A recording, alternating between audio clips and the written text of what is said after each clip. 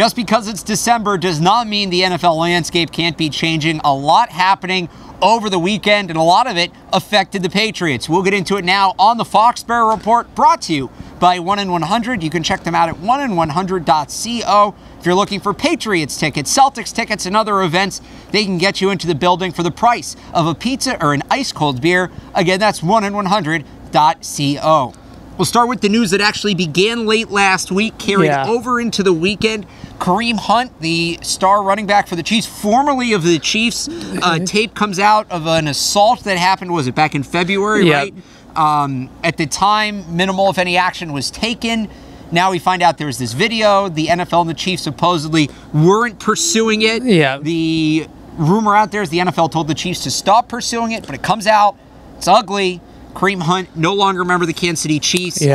We can get into the NFL. We could get into the NFL blowing another, serious assault investigation, but I think everybody knows it's bad. What the NFL did was bad. Right? So let's get into the X's and O's, the football point of things, because the fact is, for the reason it was, whatever the reason, Kareem Hunt no longer a Kansas City Chief. The Chiefs, the #1 team in the AFC. The Patriots are chasing them.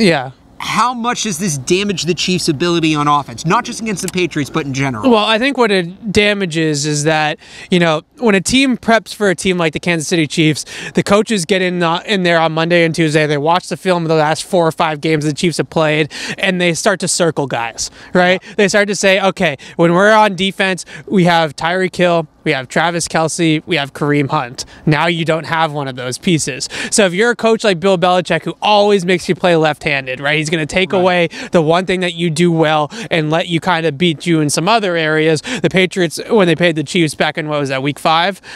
They decided that was Travis Kelce, and they took Travis Kelce out of that game, and they said, all right, we're going to live with the fact that Tyreek Hill is going to have 3 touchdowns or 2 touchdowns and 150 yards receiving. So be it. So that's 14 points, whereas the other 40 points going to come from, it came from Kareem Hunt, right? And a lot of those yards came on the Kareem Hunt pass down the sideline on Jason McCourty that went for a touchdown. So now, there's Monday and Tuesday players. Monday players are, for the Patriots, would be like Rob Gronkowski, right? That's a player that everybody knows you got to stop. For the Chiefs, that's probably a Travis Kelce or a Tyreek Hill. Then there's Tuesday players. Tuesday players are those secondary guys where you kind of start to game plan a little bit more and you realize, okay, like if we really want to win this game, we're going to have to stop these guys too. That was Kareem Hunt. So now it's Spencer Ware. You don't necessarily have that Tuesday conversation about Spencer Ware, about, what's the game plan? What are we going to do? Who's going to be on him in passing downs? That was a conversation teams were having with Kareem Hunt. And I think specifically the difference between Hunt and Ware and Kendrick West, who they've re-signed, is Hunt was a bigger, more powerful back, right? 5'11", I think 215. You had to leave some size on the field when he was in the game in case they gave him the ball between the tackles. Spencer Ware, Kendrick West, these are smaller running backs. These are guys who use speed more in their game.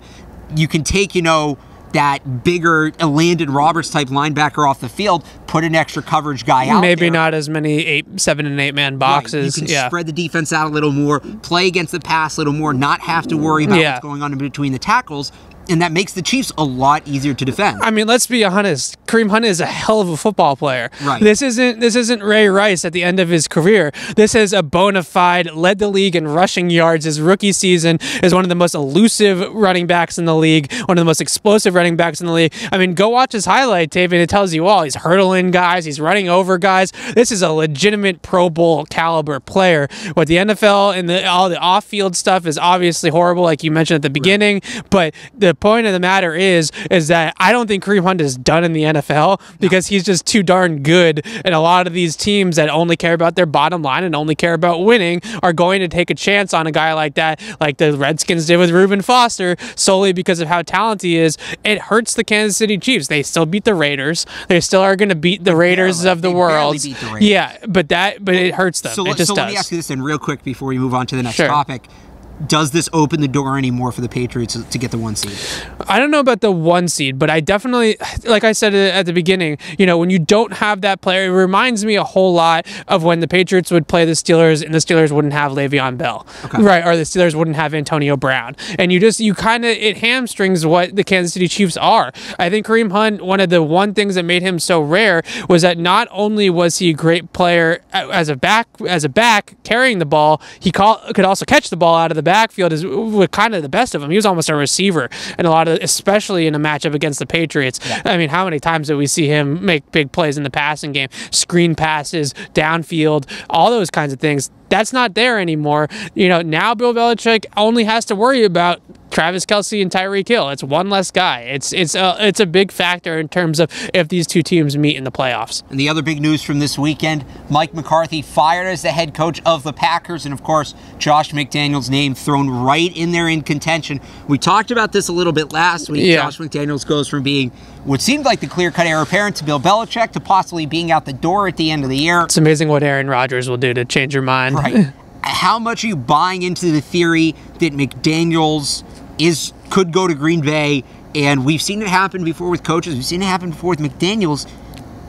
Is his mind now going to wander to Green Bay, to Cleveland, wherever, when he still has a season to finish here in New England? Yeah, I think that in terms of, just to answer your first question about whether or not he's a fit in Green Bay, I think it's more actually a question of, does Josh McDaniels want a job like Green Bay? Think about it this way. If he goes to Green Bay, the expectation is Super Bowl.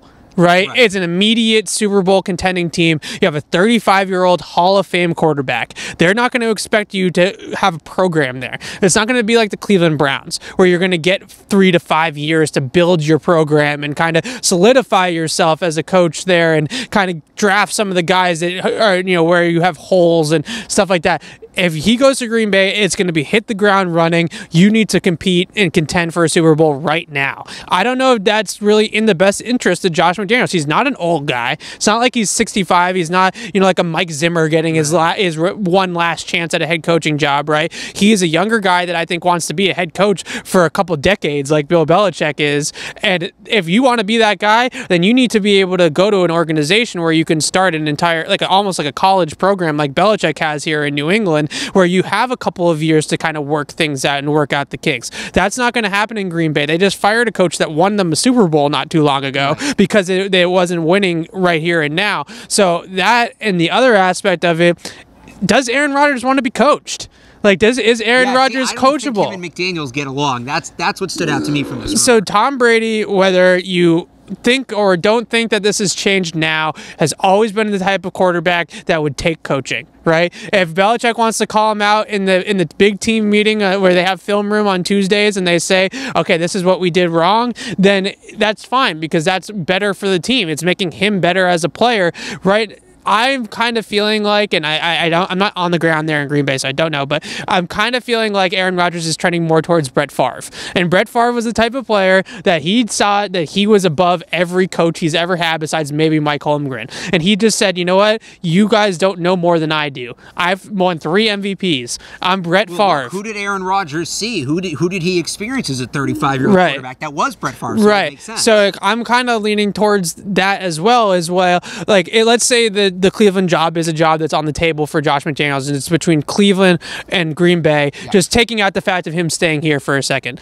If it's between those two teams, what's better? You can shape Baker Mayfield, right? And he's going to be coachable because he's a second-year player. Right. Or you have to go and try to kind of, install a new offense and do some new things with a 35-year-old quarterback that might be a way more reluctant to kind of agreeing to all those things. So the pressure to win now, the ability to communicate and have a good coach-quarterback relationship with Aaron Rodgers, that's a lot to ask for out of Josh McDaniels, I think, in terms of going to Green Bay, whereas he could go to Cleveland, his hometown team, and have, basically start over with that franchise. And then real quick, are you worried about Josh McDaniels getting distracted down the stretch in New England? Well, I think a lot of people thought that Matt Patricia got distracted. Yeah. And that was a big reason why the Patriots' defensive performance was what it was in the Super Bowl, was because, Patricia had one foot out the door to Detroit already, which, maybe have been the case, but Bill Belichick wasn't going anywhere, and he still put together the game plan for the Super Bowl too. So I think that's kind of overblown a little bit. But, I mean, obviously you would rather that not be the case. But then again, as far as we know, Josh McDaniels was planning on going to Indianapolis after the Super Bowl. That was kind of already a handshake done deal, just like the Patricia thing was. And it wasn't until after the Super Bowl that he changed his mind. And the Patriots looked pretty darn good on offense in the Super Bowl. So I wouldn't be too worried about Josh McDaniels looking ahead or, moving on already or something like that, because I think that he's built, mentally a little bit like Bill Belichick, where winning is everything to him. him. And every time we talk to him, it's not, we ask him, what's up with Gronk? Why didn't Josh Gordon get more targets in the first half? And all he ever says is, I don't care. We could throw to James Devlin 10 times. If we win the game, that's all that matters. This has been the Foxborough Report, brought to you by 1-in-100. Check them out online at 1in100.co for cheap tickets to Patriots games, Celtics games, and other events. From Gillette Stadium, he's Evan Lazar. I'm Alex Barth. Thanks for watching.